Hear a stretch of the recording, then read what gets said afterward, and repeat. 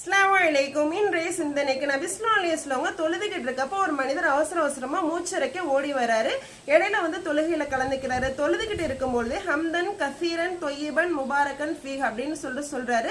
நபி அவர்கள் தொழுகை முடிகிற வரைக்கும் காத்திருக்காங்க. தொழுகை முடிஞ்சோடனே கேட்கறாங்க, அந்த வார்த்தைகளை சொன்னது யார் அப்படின்னு கேட்கறாங்க. எல்லாருமே அமைதியா இருக்காங்க.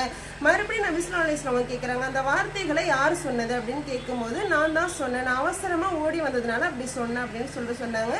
நீங்க சொன்னதுக்காக அந்த வார்த்தைகளை அல்லாஹ் இடத்துல கொண்டு போறதுக்காக 12 மலக்குமார்கள் போட்டி போட்டுட்டு இருக்காங்க அப்படின்னு நபி ஸல்லல்லாஹு அலைஹி வஸல்லம் சொன்னாங்க. இதுல இருந்து நமக்கு என்ன தெரியுதுன்னா, நம்ம தொழுகையில தொழுதுகிட்டு இருக்கும்போது சமிஅ அல்லாஹு லிமன் ஹமிதா அப்படின்னு சொன்ன பிறகு ஹம்தன் கசீரன் தொய்யிபன் முபாரக்கன் ஃபீஹ் அப்படின்னு நம்ம சொல்றப்ப அதை எடுத்துட்டு போறதுக்காக 12 மலக்குமார்கள் அல்லாஹ் இடத்துல போட்டி போறாங்க நபி ஸல்லல்லாஹு அலைஹி வஸல்லம் சொல்றாங்க. இந்த சிறப்பு மிக்க திக்கரை நம்ம ஓதுவதற்கு நம்ம அனைவருக்கும் அல்லாஹ் தௌஃபீக் செய்வானாக.